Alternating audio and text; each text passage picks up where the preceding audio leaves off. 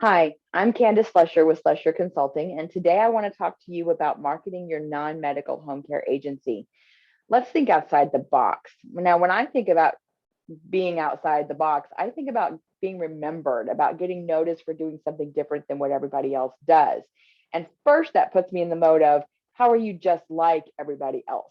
I have this stack of business cards here. My business cards anyway, have been in so many of these stacks, I'm sure.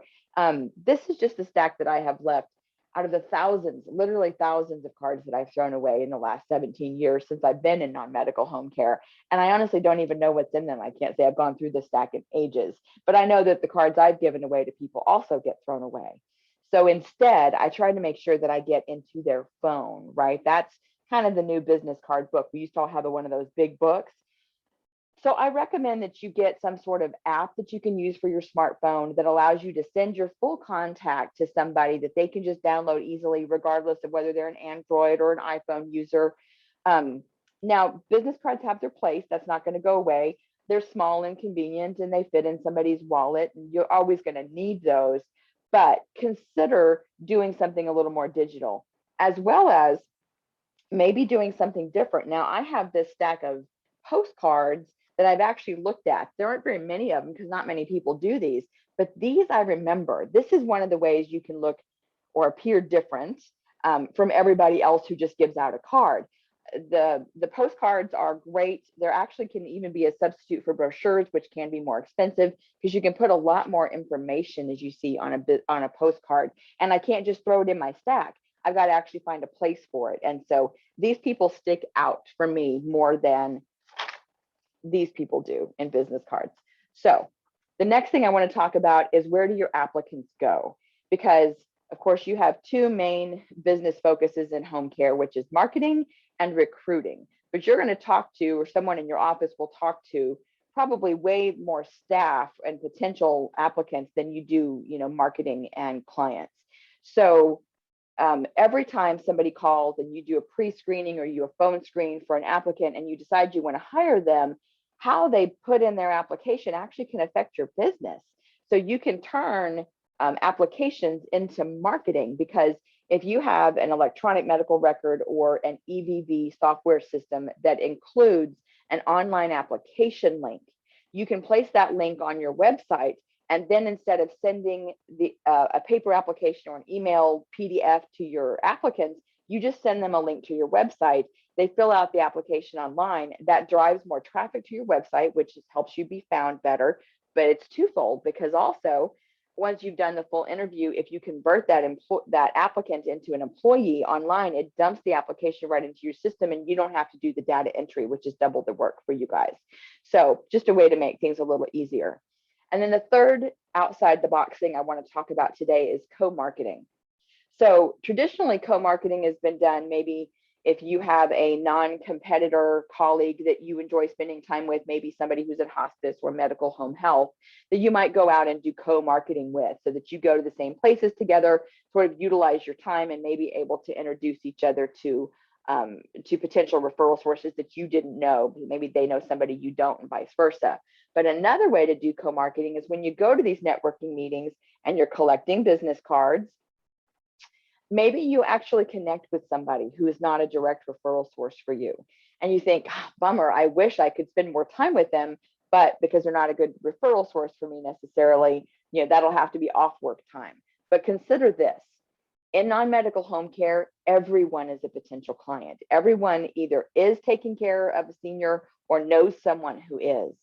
And so don't miss out on opportunities there. So you could call that person and say, hey, I really enjoyed our connection at that networking meeting.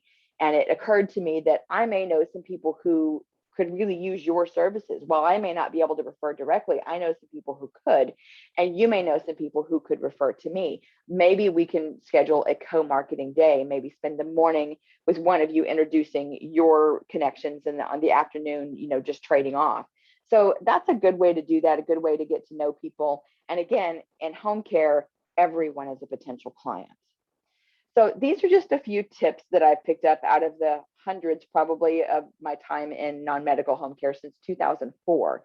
And because of demand, I have actually created a whole course of online marketing videos. Let me talk to you about those just a little bit. We talk about digital marketing strategies. Of course, now with post-COVID, there are some agencies who are just not even bothering to send out a physical marketer because it's hard to get into some places still. And that may not go away for a while. But even if you do have a marketer in person, a strong digital presence is really important. So I have a whole video talking about that. Accountability in sales and marketing is extremely important because while recruiting, of course, being one half of the lifeblood of your agency, marketing is the other. And if you're not paying attention, well, what gets measured gets managed, right? You have to pay attention to what's happening. Are the efforts that you're putting out fruitful or are they not? Have you been spinning your wheels and you just didn't look and didn't notice that somebody in your organization or maybe you are wasting some time and effort? So you've got to see, between your Google Analytics and your Facebook Analytics and your conversion rates and how many referrals did we get from the people that we went to visit. There's a lot of information to gather, but you've got to be looking at it regularly. And then I get this comment all the time. People say, I'm not a salesperson. I'm not a marketer. I have to hire an outside marketer. I can't do that myself. But I'm here to tell you, if you are the owner or administrator of a non-medical home care company, there's nobody better than you to do that marketing. So if you think you can't do it, I beg to differ, and I'd like to talk to you about that in that video. Collateral and marketing material. Of course, there's a lot to discuss besides business cards, postcards, and brochures. So I have a few tips and tricks on maybe when you decide to spend money on those things and what you use them for. Have you ever gotten the question, let me pose this to you. Why would I choose your agency over every other agency in the city? I got that once from a client inquiry who called, and they literally said, why would I choose you over everyone else in town? And I was like a deer in headlights. I just thought, I went, we're really good. Like I was just kind of stuck. So if you've ever felt that, we're going to help you overcome that. It's really important ahead of time to, or as soon as possible, to create these competitive advantages. So I recommend that you come up with 5, and this video talks about how to come up with those and use those marketing messages throughout your whole campaign. Interdisciplinary relationships in marketing really, to me, just means all of the different types of entities that could be potential referral sources for you and how to market specifically to them, how to speak to what they need to hear about your agency. There's also a download to go along with that. Building your prospect list, self-explanatory. Qualifying your prospects, making sure that everyone on your list are viable resources for you, viable referral sources. Digging deeper to create referral relationships. So this means taking these prospects and turning them into actual referral relationships, people who will be calling you for business on a regular basis, asking for the referral. Seems simple, sounds kind of intimidating, has to be done anyway. So I'm going to tell you how to do that. In-service protocols. On occasion, you actually get a chance to have a full meeting with a large group of people. So we'll talk about how to utilize that time and that energy and get the most out of those opportunities. They're referring. Now what? So you've been doing this cold call protocol, you're doing all your marketing calls and it's finally working. Do you just keep doing the same thing? Well, no, you don't. There's a way to evolve. So we're going to talk about the evolution of how your marketing calls will change from the time you first meet somebody to once you have a true account and referral relationship. And then, of course, closing client inquiries, because if you've done everything right up to this point, your phone is ringing and you're going to be on the phone with clients and family members who need your services. Now, there's a lot of ins and outs about this type of call.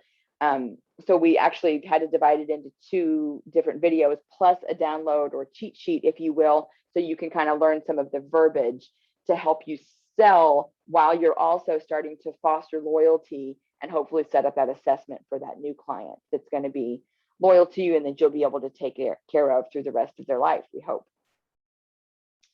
So if you're interested to have more of this information, I've got this great course. It's just launched. I've been in business for 17 years. I've been collecting knowledge. I went through just hundreds probably of different documents and pieces of paper to try to collect everything I've learned from every course I went to, from everything I did online, from every meeting, from every tip somebody gave me about how to be a good salesperson. We're down to 14 videos. They're in bite-sized chunks. So most of them are 7 or 8 minutes. Some of them are as short as 3 minutes. A couple of them are about 15 or 16 minutes, but you can do this at your own pace. So if you have time to sit down and watch a whole chunk, great. If you only have time for one 3 or 4 minute video, great, because you have a whole year to access and watch these videos, watch them over and over again, teach yourself. And then as you hire on more staff over the next year, because once you're using these marketing techniques, you're going to get busy and have to hire more people, you can use these same videos to train them as well. So if you're interested in the course, please go to slusherconsulting.com/courses, or hit the courses tab to learn more about it. And if you have questions or you want to set up a call with me, you can book a call. I'd love to see and talk to you guys. Thanks a lot. slusherconsulting.com.